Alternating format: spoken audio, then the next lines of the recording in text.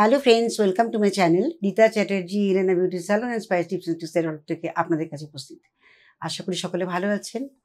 গরম প্রচণ্ড পড়ে গেছে, সামার কেয়ার আমাদের করতেই হবে। সামার কেয়ার না করলে কিন্তু আমাদের অসম্ভব একটা বিধ্বস্ত ব্যাপার হবে। যেমনি আমাদের চুলে তেমনি আমাদের স্কিনে, তা দুটোকে আমাদের মেনটেন করতে হয়। আমার মনে হয় বেশি অস্বস্তি হয় কিন্তু আমাদের যদি ঘাম হলে আমরা ঘামটাকে অ্যাবজর্ব করতে পারি, একটা হ্যাঙ্কি হাতে নিলে সেটা বুঝতে পারি। বাট যদি চুলে ঘাম হয় তখন কিন্তু আমাদের সমস্যা হয় যে চুলের ভেতরে প্রচণ্ড পরিমাণে ঘাম হতে হয়, যেটাকে আমরা ড্রাই করতে পারি না। তো আজকে যে টপিকস নিয়ে আমি আপনাদের সঙ্গে আলোচনা করতে চাই সেটা টোটালি সামার হেয়ার কেয়ার। আর গরমে আমরা চুলের পরিচর্যা কীভাবে করবো সেই সম্বন্ধে আমি ডিটেলস আজকে আলোচনা করবো আপনাদের সঙ্গে। আপনারা আমাদের সঙ্গে থাকুন। আর যার যদি কোনো প্রশ্ন থাকে আপনারা কমেন্ট বক্সে অবশ্যই লিখবেন। সাবস্ক্রাইব করুন চ্যানেলটি, নেক্সট নোটিফিকেশান আপনাদের জন্য ওয়েট করছে। আবারও আমি নতুন নতুন সামারের প্রচুর ভিডিও নিয়ে আপনাদের কাছে উপস্থিত হব। যেটা বলার প্রথমত হচ্ছে চুল যদি লম্বা হয়, মহিলাদের ক্ষেত্রে বলছি, সেখানে কি হয়, চুলকে আমরা রেগুলার শ্যাম্পু করার থেকে কিন্তু বিরত থাকি, তাই তো? যে বড় চুল আমাদের যদি শ্যাম্পু করতে হয় শুকোবো কী করে? কিন্তু সামারে কিন্তু উচিত অল্টারনেট ডেজে আমাদের শ্যাম্পু করা। কারণ আমাদের স্ক্যাল্পে যে ময়লা জমে থাকে, ঘাম হলে পরে সেখানে একটা স্কেল তৈরি হয়। ওই স্কেলিংয়ের জায়গাটা যেখানে আমাদের হয়, মানে আঠা মতো একটা ব্যাপার হয়, কারণ ঘাম এবং তার সে ময়লা দুটো একসঙ্গে হয়ে কী হয়, স্টিকি ব্যাপার দাঁড়িয়ে যায়। আর স্ক্যাল্পটা টোটালটাই একটা অস্বাস্থ্যকর মতো হয়। ওখানে কিন্তু খুব তাড়াতাড়ি ব্যাকটেরিয়া ফর্ম করে যায়। সেই জন্য আমাদের স্ক্যাল্পকে পরিষ্কার রাখতে হবে। স্ক্যাল্পকে পরিষ্কার রাখতে গেলে কি করতে হবে, এভরি অল্টারনেট ডেজে আমার হেয়ার অনুযায়ী আমাকে শ্যাম্পু চুজ করে শ্যাম্পু করতে হবে। সেটা হতে পারে যার খুব অয়েলি হেয়ার, তাদের জন্য যে ধরনের শ্যাম্পু দরকার, যেটা ভলিউম শ্যাম্পু বা ফর অয়েলি, বিশেষ করে প্রত্যেকটা শ্যাম্পুর গায়ে কিন্তু লেখা থাকে যে কোন ধরনের শ্যাম্পু আপনার জন্য উপযুক্ত। আর নিজেকে স্টাডি করতে হবে যে আমার চুল সামারে কীরকম থাকে, ভলিউম থাকে কি লিম্ফ হয়ে যায়, কি হয়তো ভীষণ বিটল থাকে, মানে আনম্যানেজেবল থাকে, ভীষণ মানে একটা ফ্রিজি ব্যাপার থাকে। এই ব্যাপারগুলো কিন্তু ফলো করতে হবে। সেই বুঝে চুলটাকে মেনটেন করতে হবে। এবার চুল তো আমাদের সুন্দর করবো, চুল আমাদের ভালো রাখবে, একদম ঠিক, 100% ঠিক। কিন্তু তার জন্য কিন্তু আমাদের বিশেষ করে নিজেদের একটা কিন্তু নিউট্রিশনের ব্যাপারটাকে খেয়াল করতে হবে। নিউট্রিশনের কথা কেন বলছি, যদি আমরা খাবারের মানে খাদ্য তালিকা ঠিক না রাখি, একদম মানে যথোপযুক্ত যদি খাবার না খাই, যেগুলো দিয়ে আমাদের চুলের সেলসগুলো তৈরি হবে, আমাদের হেয়ার সেলস বা আমাদের যে স্ক্যাল্পে যে সেলসগুলো আছে সেগুলো স্টিমুলেট হওয়া বা তৈরি করার জন্য যে খাবার দাবার খাওয়া, সেই রুটিনের মধ্যে কিন্তু আমাদের টোটালটাই ফেলতে হবে। সেটা কিভাবে করব? প্রথমত হচ্ছে আমরা জানি যে প্রোটিন দিয়ে কিন্তু কেরাটিন তৈরি হয়। প্রোটিন না হলে পরে কিন্তু আমাদের কেরাটিন মজবুত হবে না, তৈরি হবে না, আর হেয়ার ফলিকলসও আমাদের কিন্তু স্ট্রং হবে না। যথারীতি আমাদের চুলও কিন্তু উইক থাকবে, আর খুব অসময়ে কিন্তু চুল পড়তে থাকবে। সেই জন্য আমাদের প্রোটিন খাবার দাবার খেতে হবে। খাবার যাতে ডাইজেস্ট হয় সেটা খেয়াল করতে হবে। খাবার টাইমগুলোকে শিডিউল করতে হবে।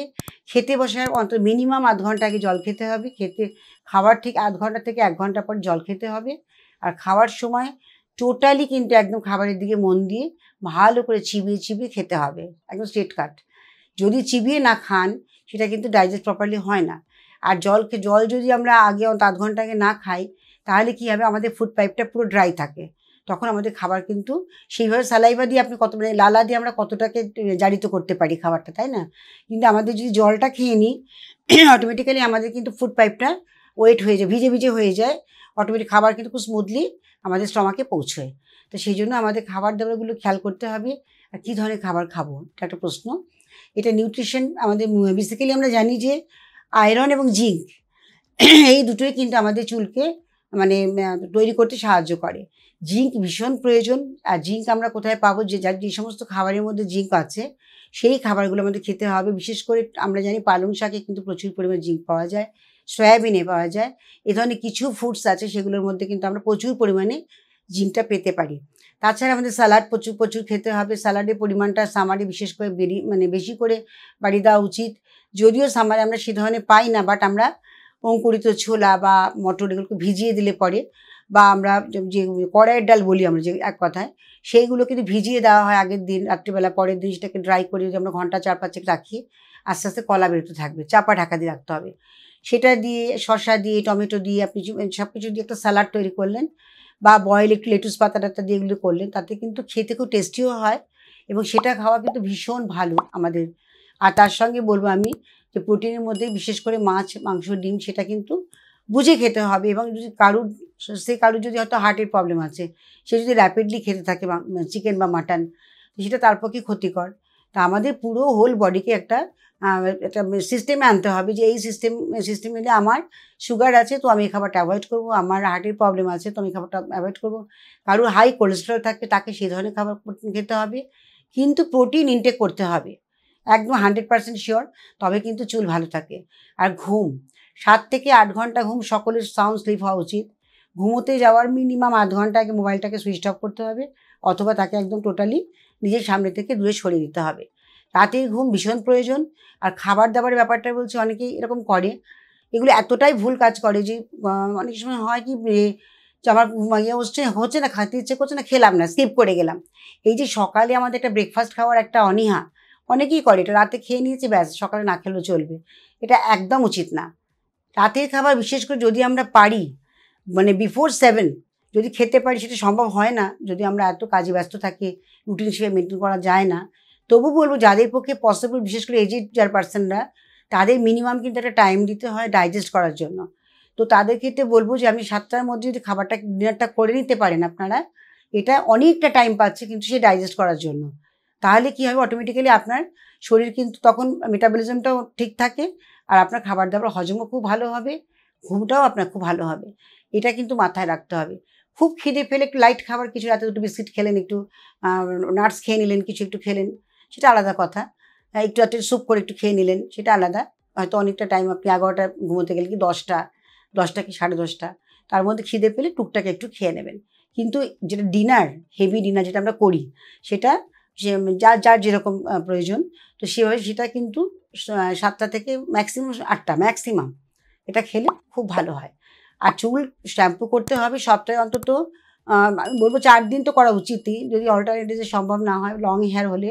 ছেলেদের তো আমার মনে হয় এভরিডে করলে ভালো হয়, কারণ আমাদের এখানে পলিউশন প্রচণ্ড। আমাদের পলিউশনের জন্য কিন্তু আমাদের চুল ভীষণ ড্যামেজ করে, আমরা জানি। প্রচণ্ড ধুলো, ময়লা, ঘাম এগুলো আছে, কার্বন প্রচুর পরিমাণে রয়েছে। সেই জন্য চুলকে কিন্তু যত্ন করতে হবে। অয়েল ম্যাসাজ করবেন, ক্যাস্টর অয়েল এবং কোকোনাট অয়েল। ক্যাস্টর অয়েল, আমাদের কোকোনাট অয়েল ডিপলি ময়শ্চারাইজিং করে চুলকে, আমরা জানি। আর ক্যাস্টর অয়েল কী করে, আমাদের হেয়ার রিগ্রোথ করতে সাহায্য করে। এবং সেখানে কিন্তু একটা যে ইনফ্লামেশন হয় আমাদের স্ক্যাল্পে অনেক সময় হয়, প্রচণ্ড জ্বালা জ্বালা করে, যাদের একটু ড্রাই স্কিনের টেন্ডেন্সি আছে, বা যারা কেমিক্যাল মানে অ্যাপ্লাই করেন, কালার করেন এক কথায়, তাদের ক্ষেত্রে, বা হেনা লং টাইম করছেন যারা, তাদের ক্ষেত্রে হেনার কোটিন পড়ে পড়ে স্ক্যাল্পে একটা ইচিং বা একটা ইনফ্লামেশন হয়, মানে জ্বালা জ্বালা ব্যাপার থাকে। অনেক মহিলাদের আমি দেখেছি, আমার স্যালনে প্রচুর আসে, তাদের ক্ষেত্রে আমি দেখেছি এই ধরনের প্রবলেম আসে। সেখানে কিন্তু আমি সবসময় বলি যে স্ক্যাল্প নারিশমেন্ট করুন। কীভাবে করবেন সেটা আপনাদের প্রশ্ন, যে কীভাবে আমরা করব। যখন অয়েল ম্যাসাজ করবেন তখন কোকোনাট অয়েল আর তার সঙ্গে ক্যাস্টর অয়েল মিক্স করলেন, যদি প্রয়োজন হয় একটু অ্যালোভেরা 1 চামচের মতো, চায়ের চামচে দিতে পারেন। খুব ভালো করে মিক্স করে স্ক্যাল্পে লাগাবেন, লাগিয়ে ওটাকে ম্যাসাজ করে অন্তত আধ ঘন্টার মতো রেখে শ্যাম্পু করে নেবেন। আর যদি অয়েল ম্যাসাজ করে যারা অভ্যস্ত যে অয়েল লাগিয়ে, তারা আপনারা রাতে লাগিয়ে সারা রাত ওভারনাইট রেখে দিলেন, সকালবেলা শ্যাম্পু করে নিলেন। শ্যাম্পু চুজিংটা ভীষণ ইম্পর্টেন্ট করবেন। জল মিনিমাম আমি বলবো 3 থেকে 3.5 লিটার জল নর্মাল যাদের লাইফ লিড করেন আপনারা, তারা প্রত্যেকেই খাবেন। আর যারা ম্যাক্সিমাম মানে ধরুন সানস্পোজারে থাকছেন বা মার্কেটিং জব করছেন, বাইরে প্রচুর ঘুরে কাজ করতে হয়, তাদের জন্য বলছি, তারা কিন্তু 4 লিটার 4.5 লিটার সামারে আপনারা জল খেতে পারেন। জলটা যত আমরা খাবো তত আমাদের বডি থেকে টক্সিন রিলিজ হবে। আর টক্সিন রিলিজ হওয়া মানেই হচ্ছে আমরা সুস্থ, এক কথা হচ্ছে এটাই। আর তার সঙ্গে আমি বলবো একটু হালকা করে আপনারা মেডিটেশন করুন, একটু যোগা করুন, এতে ভালো হবে। চুল যখন আঁচড়াবেন, ফ্রন্টে যেমন আঁচড়াবেন, উডেন যদি কম দিয়ে করেন বেশি বেটার হয়। ওটা আপনার ফ্রন্টে যেমন আপনার আঁচড়াবেন, চুলটাকে পুরো উল্টো করে, আমি মহিলাদের কথাও বলছি, চুল পড়লে ভয় পাবেন না। একটু একটু চুল না পড়লে চুল গজাবে কোথায়, তাই না? চুলেরও তো একটা বয়স আছে। সেটা আপনারা উল্টো করে ভালো করে আবার কমিং করবেন। এইভাবে করুন, ব্লাড সার্কুলেশন ভালো হবে, চুলের কিন্তু নিশ্চয়ই বৃদ্ধি হবে। আর চুলের জন্য টেনশন করবেন না, টেনশন যত হবে চুল তত পড়তে থাকবে, খাবার দাবার হজম হবে না, ঘুমের ডিস্টার্ব হবে, সব কিছু মিলিয়ে কিন্তু আমাদের একটা ডিস্টারবেন্স তৈরি হবে। সেই জন্য চুলকে যত্ন করতে গেলে চুলকে ভালোবাসতে হবে, এবং চুলের যে রুটিনটা বললাম কমপ্লিটলি আপনারা কিন্তু এটাকে মেনটেন করবেন। আর খাওয়া দাওয়াটা খুব সুন্দরভাবে খাবেন, একটা সিস্টেমে খাবেন, কোনো খাবার স্কিপ করবেন না। প্রত্যেকটা খাবারে অল্প খান, কিন্তু টাইমলি আপনাকে খাবার খেতে হবে, এটা কিন্তু ভীষণ প্রয়োজন। আমার মনে হয় এটা অনেকেরই কাজে লাগবে। সামারে চুল পড়ার টেন্ডেন্সি প্রচণ্ড পরিমাণে বেড়ে গেছে।